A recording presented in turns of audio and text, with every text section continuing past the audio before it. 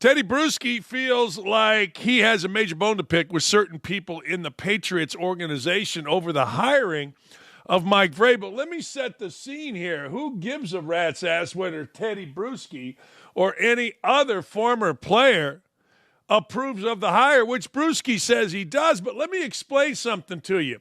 Regardless of whether it's the Rooney Rule, where you got to interview minority candidates, or it is, well, I want everybody to be heard, here's what you do. Here's what smart people do. I am sitting currently at a desk. On the top drawer of that desk, I open the drawer. On the top drawer of that desk, inside that drawer, I have a list of 5 people that I want to hire for my head coaching position, assuming that my head coach goes elsewhere. That's it. Hey, let me do all the nonsense. Bring in Pep Hamilton. Bring in all of the guys that I'm supposed to bring in for the silly Rooney Rule, which had its purpose, don't get me wrong, really had its purpose, and it worked. But the fact of the matter is that's how you hire a coach. If you're an athletic director in a college, that's how you hire a coach. Tedy Bruschi has a major bone to pick with certain members of the organization.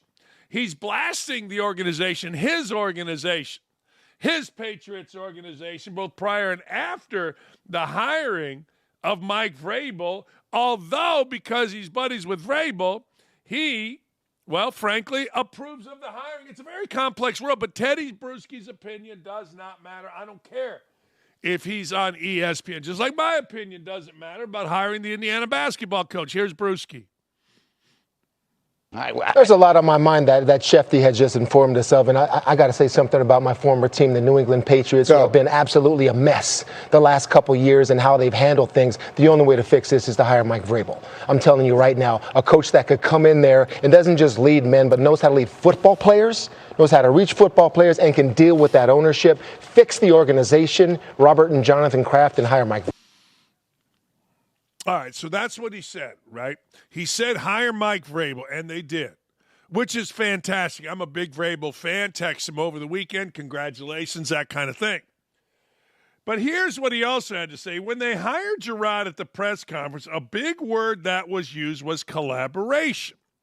Everybody's input and all that stuff. Well, I don't know how much it is that anymore. Shouldn't be. You made a mistake. You collaborated. You listened. You listen to us. That's a famous line, and I think that's a good thing. Yeah, you don't want collaboration. Vrabel isn't going to joke around. Vrabel is going to tighten the screws. In my opinion, there are some people in the front office that need to be told, you don't know what you're doing. You need to take a step back. That's exactly what needs to be doing. So he is having a little beef with people that had too much input, and I am with him. Look, I'll give you input initially. Think about it. Belichick was there for 627 years, the most successful coach in the history of the NFL. And Belichick, when he ran the place, ran the place. Some guys say they run the place, but they didn't buy the groceries, as Bill Parcells famously said. They didn't buy the groceries. They let the GM do it. And then they coached them. That's how most teams work, and that's fine, but Belichick was all-encompassing. So think about this. You've got somebody ingrained there for over 20 years in both of these jobs, and now that guy is gone, so you got to hire 2 jobs. So maybe Robert Kraft and his crew wanted to get input from everyone. And I'm guaranteeing you, because of how Belichick was, there was a sigh of relief that he was gone. I promise you, from a lot of areas. And a lot of people like, look, I've been stymied for a long time, so I want to make sure my voice is heard. Well, it didn't work. Everybody wanted Gerard Mayo. And you know how this worked. Former player, African-American, strong guy, beloved player. I guarantee you people in the organization love Gerard Mayo. They should. What's not to like? Seems like a great dude. But it didn't work. And here's the thing about it didn't work. We see wins and losses, and wins overcome all the other nonsense, meaning I saw a report where Mayo was playing cards with the players on the plane after losses, that kind of thing. Nah. You win enough, you can do whatever the hell you want, and you become a Renaissance man. You lose, and you become too much of a player's guy that loses his, quote, locker room. Long story short, Bruschi also said, I love this hire. Of course, this guy's a friend of mine, but there's going to be a change. I'm a little bit surprised that this happened because there are some people upstairs in the organization that want to be heard. And sometimes they're going to have to take a bit of apple pie. Humble pie. Not apple pie is good. Humble pie, and understand your opinion doesn't matter on this one. That's right. Because there are people in the building that know more. I hope that is what happened this time around, because the collaboration project did not work. It didn't work. Now, again, you can say, well, he wasn't given a chance. No. Here's the deal. If you are a general manager, president, AD, owner, president of the, whatever, and you see a team that loses, though, it's on the right direction. There's a discipline to it. In college used to be, we're graduating players. Kids practice hard. Just give this coach time. If you see immediately, and most of the people in the athletic director or the general manager position in the NFL or other professional sports have been around long enough to know the difference very quickly. And all of a sudden, you see dysfunction. You got to get rid of that dysfunction. You got to do it immediately. Yeah, great. Rooney Rule will do it. Yay, Rod, go fight, win. But you got to do it. And you got to get it done, and you got to get it done quick. And I applaud Robert Kraft for getting it done and getting it done quick. I do. I do.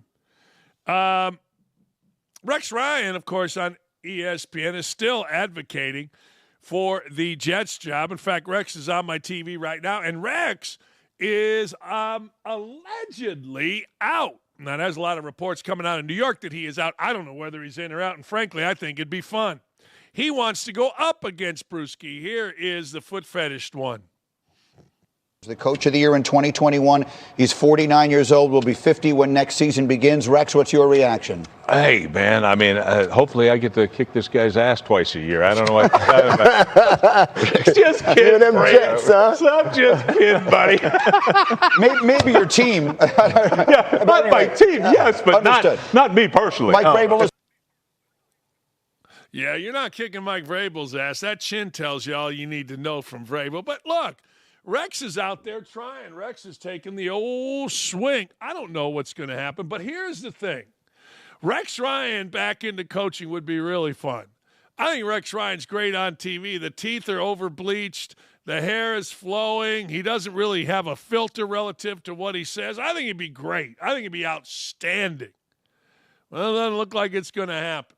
But I want to go back, last thing, on what Tedy Bruschi said. See, a lot of people, when you're successful, they think they were a bigger part of the success than they were. Assistant coaches probably think that they're a little less a part of the success than they were. But administrators famously, as the great Jerry Krause said, well, players and coaches don't win, organizations win. Yeah, that ain't right. How's that organization been since Tom Brady's gone? And Jerry Krause's actual organization, the Chicago Bulls, they won 6 rings with Michael Jordan. They done anything since? I don't think so. I'm not even sure they've been in an Eastern Conference final. Hell, I don't even think the Bulls have been in the playoffs in the last couple of years. Organizations don't win championships. The alignment of a great coach and a great player do. Think Magic Johnson, Pat Riley. Think Phil Jackson, Kobe, Shaq. Think Phil Jackson, Michael Jordan. So I'm with Vrabel. I'm with Bruschi on this. I don't want to hear from some penny pitching accountant or some third-team GM. I don't want to hear from some guy that's way back and say, well, I had great ideas and Belichick didn't listen to me. Great. You got to hire Mayo. Great. We did. You're out. I am a big mafia guy. I want to know who brought you in. The snitch was brought in by who? It's like I want to know, going back to other people, who endorsed these mayoral candidate in Los Angeles? Who endorsed the governor? Who did that? Who helped get these people in? That's the mob in me. I don't have any mob in me, but that's what I've read over the years. Yeah. RG3. Kind of like RG3. Kind of digging RG3. He's handled his firing from ESPN pretty well. Full story, I didn't like RG3 when Baylor was in the national championship game a few years ago here in Indianapolis. sat next to RG3 in a suite. He was in this suite, I was in this suite, and I sat at the end, and he was in the other suite. And by the end of the game, everybody in the suite was tired of him. He actually wore a basketball jersey, Baylor jersey with Griffin on it, whatever. Anyway, but RG3 felt the need to insert race into the discussion after Justin Herbert. Well, he had a god-awful playoff performance. He had a 4-interception performance, and the Chargers cost me money. They were actually humiliated by a bad team. It was 32-12 to the Texans, stating that the national media for his playoff performance,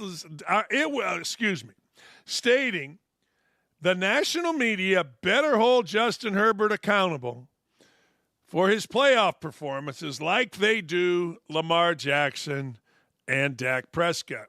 He's not right, but you know what he did there. Come on. The national media. Do we have RG3 on Herbert, or we just have that? It says screenshot. So, yeah, we just have that. All right. I don't disagree. And a lot of people did. Justin Herbert is literally the fair-haired boy of the NFL. He's got the great locks. He's got the great commercials. He's like Tracy McGrady. Tracy McGrady, the NBA player, was the first player I ever saw. Me, not you, maybe you saw others. Me, get national ads, make a ton of money without any accomplishment. Tracy McGrady came out of high school, and all of a sudden he had a bunch of ads. He scored some points, never won nothing. All of a sudden he had a bunch of national ads. He was all over it, had his own shoe, all that kind of crap. Well, Justin Herbert was kind of the same thing. Can't swing a dead cat without a Justin Herbert commercial if it's not going to be Charles Barkley, Shaq, or the Kelseys. But anyway, or Mahomes. Long story short, Justin Herbert, zero accomplishment. And I got to tell you, DeMeco Ryans, absolutely crushed Herbert's soul. Herbert was looking this way, that way. If his head could spin around, Exorcist style, Linda Blair, and he could throw up pea green soup, he would have been needing an exorcist. He was a mess. And I got to tell you, RG3, I'm kind of down with you.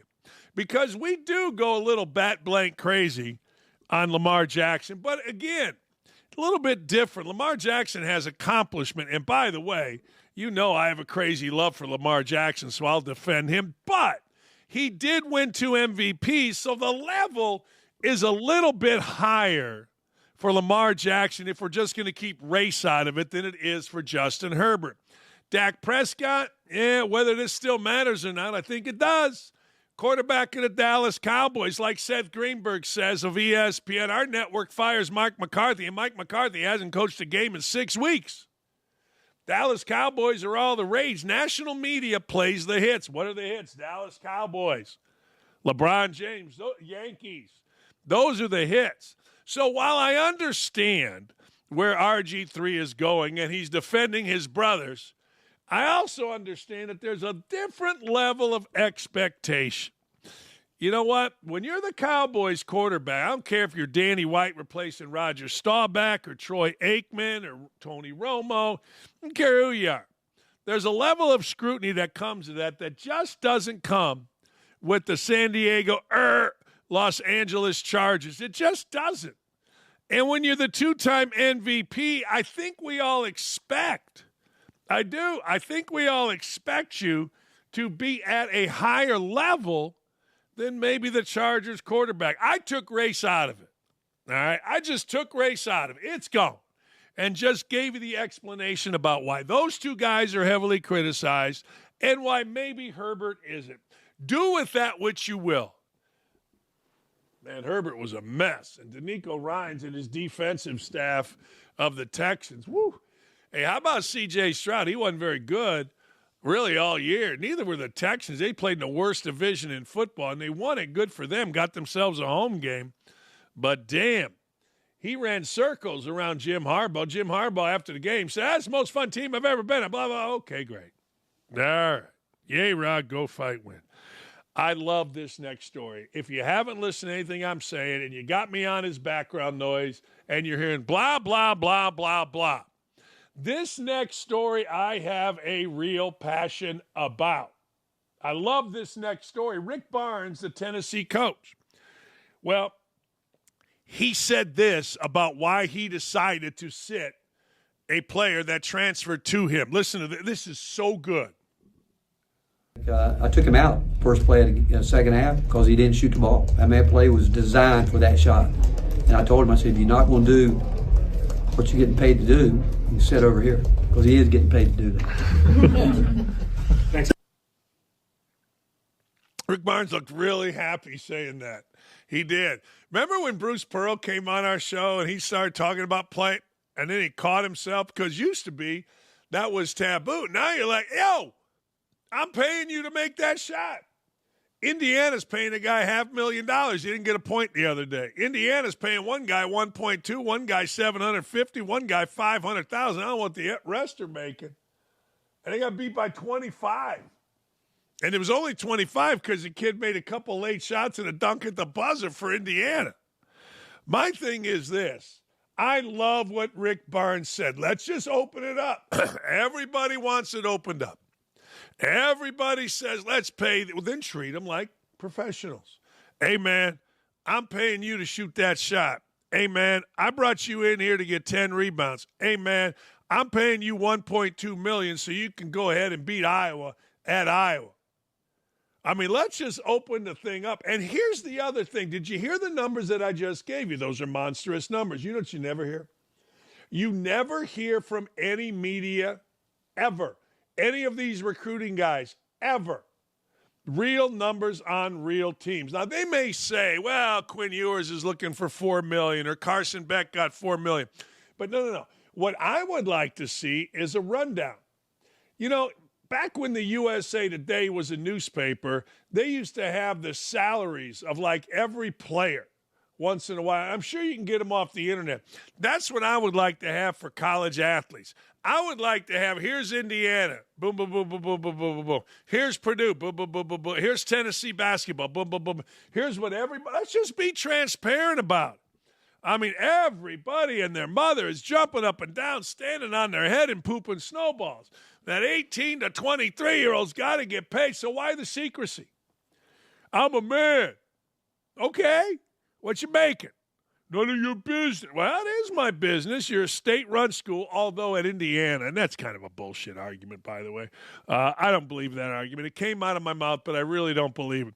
But I absolutely love. See, Fran Fraschilla said this. Fran Fraschilla said on air, hey, look, they're paying him to do this, and coaches lost their mind. Or a coach called him and lost his mind, right? And then that guy Tang, who paid a kid Coleman Hawkins a couple million to come over from Illinois. And oh, by the way, Illinois, even though they got beats, having a pretty good year, and Kansas State, where Tang is and Coleman Hawkins is for shit. Anyway, they stinks. And Tang may, well, we can't treat these guys. No. Don't do them a disservice. Don't. 18 to 23-year-olds can buy cigarettes, fighting a war. 18 to 23-year-olds are now being paid millions, and I mean millions. Good for Rick Barnes. I hope other coaches do it. Yo, I don't know what to tell you. We went out. We begged you all for money. We paid them this money. We beat out so-and-so university, and I don't know. See, it goes the other way, too. Famously at Indiana, before the Purdue game or sometime around it, Jalen Shafino Hood or Hood Shafino, whatever the hell his name is, went to Woodson and wanted another $100,000 for his people. That kid went out and scored 36, and Indiana beat the crap out of Purdue. Had Purdue's a pretty good day. I mean, worth it. Got people off Woodson's ass. That's the thing. That's the backstory. These guys are coming in and saying, Coach, I ain't playing unless you give me so-and-so. Hey, Coach, you saw it at Florida State. You offered me this. You didn't pay me this. We're walking out. Hey, open the whole thing up and let's go.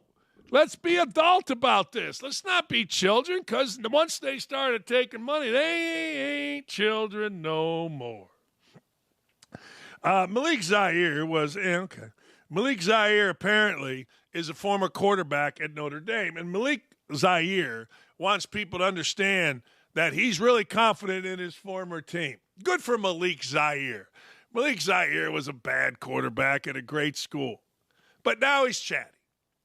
Don't you just love it? He's just chatty. You got to look up Malik Zaire. I'll let you do that. We'll take a moment like a teacher. Go ahead. Open up your encyclopedia. Kids, do you know what an encyclopedia is? Anyway, Malik Zaire, he ain't happy. He's taking shots. Here's Malik Zaire's take on quarterback of the Buckeyes, Will Howard, who, by the way, is pretty good. I mean, let me put it to you this way. Malik Zaire was given the keys to Notre Dame. He didn't do squat. All the great quarterbacks Ohio State has had the last 15 years. Howard is definitely the worst one by far. And O State fans are trying to convince me that he's going to lead them to the chip. LMAO, okay? I'd even take the OG Jalen Marshall at quarterback before Howard. Good for Malik Zaire. He's adding some spice to this. Now, again, I hope you looked him up. But anyway, Malik Zaire is talking. Oh, my God, how will Ohio State handle this? Hey, we can't go play. Malik Zaire is talking. Oh, not Malik Zaire. Boy, when he talks, we all stop and listen. I bet you Malik Zaire, let me close my eyes. He's a motivational speaker. Maybe he runs, I don't know, probably a camp for kids. Maybe he's an assistant strength coach, quarterback coach at his old high school. I guarantee you it's something like that. I will promise you it's something like that. That's like the easiest call ever. No, ever. Here's Malik Zaire on Ohio State's team. Here he is. Let's hear from Malik Zaire. Okay, let's be honest. All right. Okay, let's be honest. We got beat by NIU. That was embarrassing. But y'all got beat by Michigan for the 4th year in a row. Oh, he's chairman of the board for the Zaire family office. Oh, okay. I guess he's on the radio once in a while. All right, Malik Zaire. There you go. Yay. He is currently chairman of the Zaire office. Oh, okay. Yeah. Nice. Nice. All right. Well, hell, if you're going to be chairman of the Zaire office,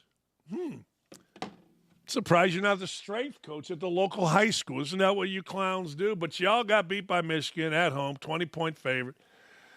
Got the flag painted in the middle of y'all field, beat up after the game while your head coach watched. In my opinion, y'all have nothing to tell me about this Ohio State team. How you guys get into Notre Dame? Seriously. How do dudes get into Notre Dame? I remember when that dude put his arms folded at the admissions gate, and Sports Illustrated put him on the cover. You're not getting in here. Apparently, Malik Zaire slipped through. Or maybe they don't speak or teach English. I don't know. Hey, this is a really sad story. What is it about young athletes, cars, crashes, and no accountability? All I ever hear out of coaches is how we make our athletes accountable. Apparently not. You remember famously that Rasheed Rice, who banged into about 8 people, walked away arrogantly with his buddy. Well, same thing happened, but much worse. Former LSU wide receiver, current NFL draft prospect, and a good one, Kyren Lacy, wide receiver, he has an arrest warrant. Think about this. He has an arrest warrant out from him stemming for an alleged hit-and-run accident that left a former Vietnam veteran dead. The cops are planning to bring Lacy in. Charges of negligent homicide, felony hit-and-run, reckless operation of a vehicle. Now, I saw this the other day. Lacy's people are like, yeah, we're going to come in. He hadn't come in. According to the news release from state police, Lacy was allegedly driving a 2023 Dodge Charger, fast car, on Louisiana Highway 20 and recklessly passed multiple vehicles at a high rate of speed, crossing the center line. Man, I see this all the time. Entering the northbound lane, so he was headed south, while in a designated no-passing zone. The police allege Lacy, only 24 years old, drove around the crash scene and fled without stopping to render aid, call emergency service, or report a freaking accident. Man. Herman Hall of Thibodaux, whatever, Louisiana, who was a passenger in a Kia Sorento, died from the injuries suffered in the crash, according to the police report. Mr. Hall was 78 years old. It's not just athletes. We were driving on 465, Lee and I, on our way home from frickin' Naples, about 10 o'clock at night, man, and here came 2 Dodge Chargers. True story. I thought they were cops. They were going so fast. They weren't. One zoomed around from the right. Another came from the left. Idiots. I mean, I get it. You're stupid. And go be stupid. Do whatever you want. Crash into each other. I don't care. But why are you endangering everybody else's life? And what is it with you football players? I got to hear about accountability. We got accountability in this program, says the old coach. Man, Georgia's got no accountability. By the way, I got a ticket in Georgia. I wanted to say to the little girl cop, I was very nice, by the way, offered her fudge that we got at Buc-ee's. But anyway, I wanted to ask you, where are you guys when Georgia's players are speeding around causing havoc? That line actually came from my boy Aaron Spielberg, our executive producer in HMFIC. Cleveland Browns, it is such a mess. Cleveland Browns, Deshaun Watson. Man, is this the worst trade ever? I mean, I know Herschel Walker getting traded from Dallas to Minnesota and all kind of picks ended up with Dallas Cowboys in the 90s winning 2 Super Bowls, but this got to be somewhere up there. Listen to this. Deshaun Watson reportedly retore his Achilles just 3 months after the original injury, potentially jeopardizing his entire 2025 season. And this second tear could possibly save the organization. Listen to this. $92 million. $92 million. Now, here's what it says. Depends on how the injury occurred. If Watson retore his Achilles tendons by doing something that his contract prohibits, it could wipe out the remaining $46 million. 46 for this guy in 2025 and another $46 million in 2026. You're paying this clown that much. That's $4 million a month almost, give or take. Team's announcement of the second injury indicates Watson rolled his ankle in Miami. If he was engaged in any of the activities prohibited by his contract, the Browns have a case to void the money. But there's more. Even if Watson wasn't participating in a prohibited activity, his recent social media images show him walking around without a boot on the injured ankle. Since it's almost impossible to roll an ankle while in a walking boot, the team could still have a case if Watson wasn't wearing one. Let me tell you what's going to happen here. They ain't paying him unless they have to. They ain't not paying Deshaun Watson unless they have an arbitrator that listens to Watson, listens to the Browns, goes for 90 days, and figures it out. Or a settlement. There's no way. The guy was horse bleep when he played. The guy's been a clown now off the field. And I'm not just talking about back in Houston. I'm talking about now. Pictures of him with his, I don't even know. Stupid. Maybe you got enough money. I mean, how many boats do you really need, I suppose? But $92 million, you just put that in the bank and the rest of your life, your kids and everybody else lives very comfortably. Maybe you don't want to do that. I don't know if I'd want to do that. Get out there and work, fellas, ladies, my daughter, my son. Get your ass to work. Anyway, you know what's going to happen. The Browns here, Watson here, arbitrator in the middle. Yep. Arbitrator, 90 days. 92 mil. Put the freaking boot on your head, on your ass, on every part of your body. All right, the NFL playoffs were yesterday, and it was great. It was really good. I mean, we got more tonight, but Saturday, Sunday, I lost my ass. I mean, I got beat like a dog. Like a D-O-double-G, you see. Anyway, hey, how about the Commanders kicker? The guy Gonzalez is doing his hair.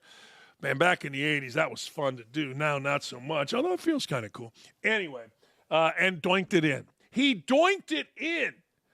And the first time in like 6,722 years, the Commanders win a playoff game 23-20 over Baker Mayfield. But there's more.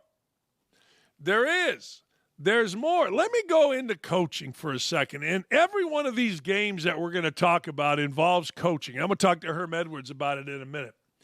You know, you got Rivera and his DEI ass out of there. He's not the DEI guy. He's like this big liberal. Remember when Jack Del Rio, his defensive coordinator, said something MAGA-ish? He got all upset. They got his ass out of there. They got Daniel Snyder out of there. They got the GM out of there. In comes Josh Harris. He brings in Magic Johnson, whatever. They bring Dan Quinn in. Here comes Dan Quinn.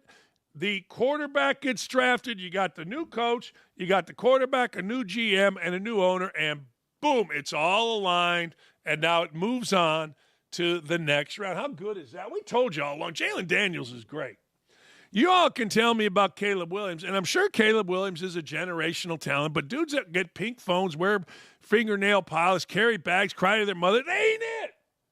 They're talented, but they ain't it. Jalen Daniels it. Man, I like that kid. We're going to talk to Herm Edwards. He coached him at ASU. So we're going to talk to Herm about Jalen Daniels, but coaching matters. Dan Quinn's toughness matters. Did you know who the winningest active coach in the NFL is? It's Nick Sirianni. Nick Sirianni a year ago was watching the playoffs. He was mired in an end-of-the-season losing streak. Players were mad. He was mad. Everybody's mad. And the media pounced because Jalen Hurts and Nick Sirianni can't coexist. They can't. I swear to God, they can't. I don't know. Next thing you know, Saquon Barkley trade comes over. He seems to be the adult in the room. Jalen Hurts only completed 6 passes, but what the hell? Who cares? Ain't about numbers. Barkley had a chance to run it in for a touchdown. He famously said he gained 126 yards, but it wasn't even that. I'll give the Packers credit. I thought the Packers defense was really good, but that Jordan Love, there's some questions about. More I watched him, the less I liked him, and that is not a good thing. Generally, with me, maybe not you, but I know this. The more I see someone, the more I like them. They end up pretty good. The more I see a team, the more I like them. They end up pretty good. But I got to give Jalen Hurts, Sirianni, and everybody else credit. They beat a tough team. That Packers defense was nice. That Packers offense sucked. But shout out Josh Jacobs, one of the great runs you'll ever see. Josh Jacobs was playing at a level, the running back, you don't see very often. I mean, he was balling. He was balling hard. I'd like to see him win. Hey, shouts Aaron Perini, our friend of the show, biggest Bills fan that I know. She had some guys come at her because she's a woman that's a fan and guys were making jackass jokes, so I had to squash them. She sent me the text. I was all over it. Anyway, the Bills, led by Josh Allen, won. Now, let me go this way. It's a big deal that they won. Sometimes by this time of year, we're taking the Bills for granted, but don't forget, the Bills, that window was supposedly closed. That window was supposedly non-existent. I mean, oh, my God, we don't have a pain-in-the-ass wide receiver in Stephon Diggs? What? Gabe Davis had been pretty good. Milano got hurt. Wait, what?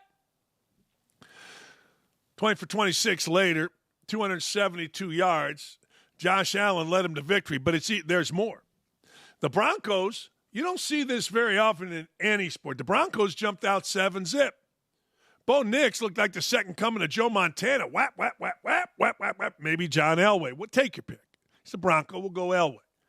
31 straight points. Let me ask you a question. When's the last time in any sport you saw 31 straight?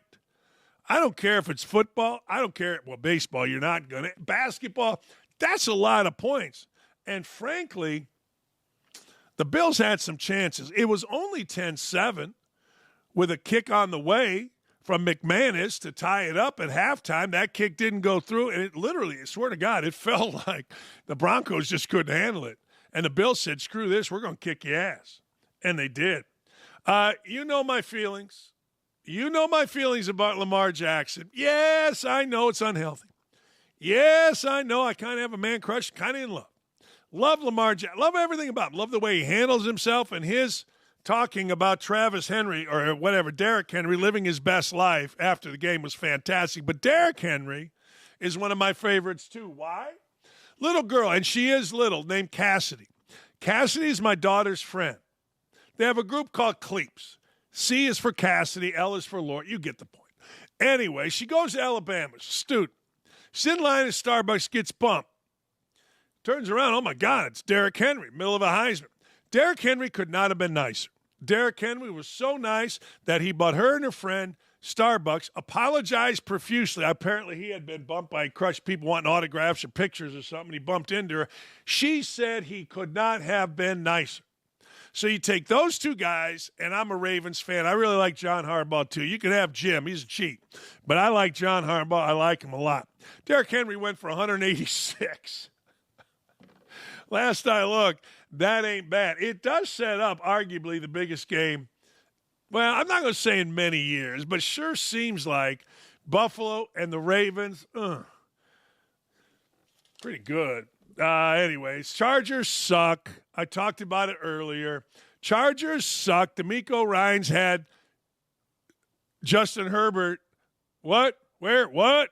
No, he ain't ready for that smoke, as the kids say. But I tell you what, I didn't think Texans were either. They sure are.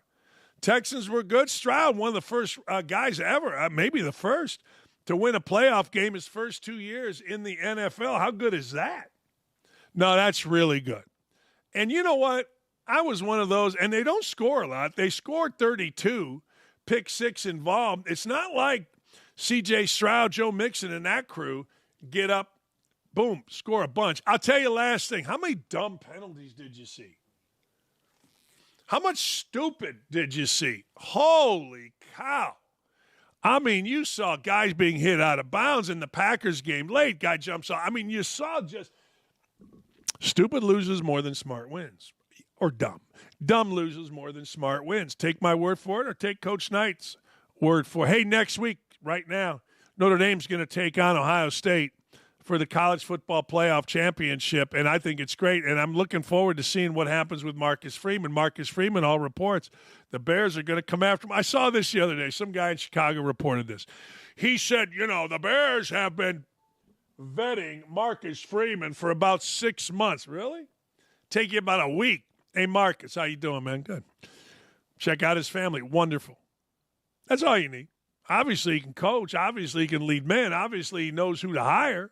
I mean, he's got Notre Dame after a loss to NIU in a national championship game, and that NIU is Northern Illinois.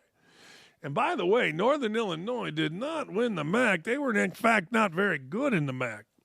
So it's going to be Notre Dame and Ohio State. We already heard from the quarterback, ex-quarterback of Notre Dame, Zaire, whatever, Franklin Zaire, Malik Zaire, or Malik Sealy, I don't know.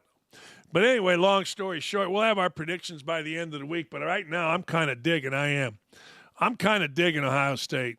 I don't want them to win because I've had enough of people ripping on Ryan Day. You Ohio State people, you're nuts with that whole Michigan thing. Get rid of that Michigan thing. Stop it.